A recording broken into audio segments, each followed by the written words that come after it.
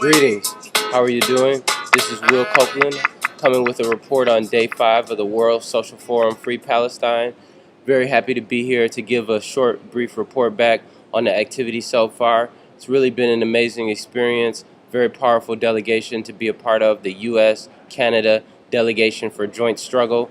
One of the themes that has been coming up a lot in this delegation is really pushing the status quo further. Not just the status quo of society in general, the status quo of oppression, but also the status quo of activism. For example, one of the Palestinian comrades talked about the Palestine solidarity industry, talking about how it's cool to be in solidarity with Palestine, talking about many organizations, folks, and collaborations don't necessarily develop a social critique within their own society, but are rushing off to Palestine in order to show solidarity.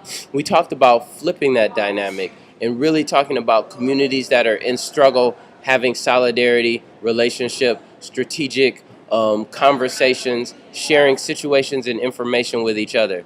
That goes a lot further than solidarity being something that privileged communities, privileged individuals choose to do. Rather, it goes down to the reality of our struggles and the reality that our struggles are made stronger as we exchange with each other. Another theme is we've talked a lot about pushing our own movements further in the United States, not coming from a perspective that takes the state for granted and assumes that the state is a stable and dynamic entity. Really looking at the reality of settler colonialism and the fact that these states that we live in, for example, the United States, are illegitimate and temporary projects, and how do we include our organizing and our day-to-day organizing that takes this long-term perspective.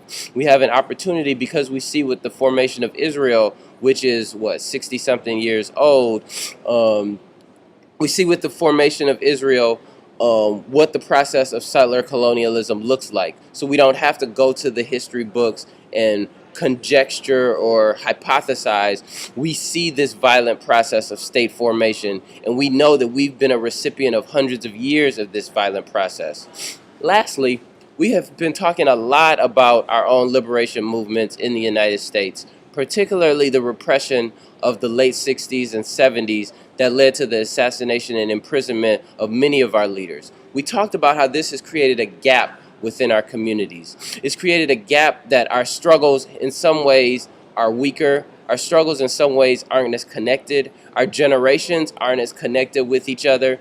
It's left a gap in which, instead of the leadership in these solidarity movements coming from our communities, it's a gap, so it's filled by other more privileged and less holistic groups coming in to fill that gap and defining what solidarity is. So we talked a lot about our own liberation movements in this country and how do we advance and push our own liberation movements forward. It's been a very dynamic, very great experience. Just wanted to share these comments, and I am signing out for now. See you tomorrow.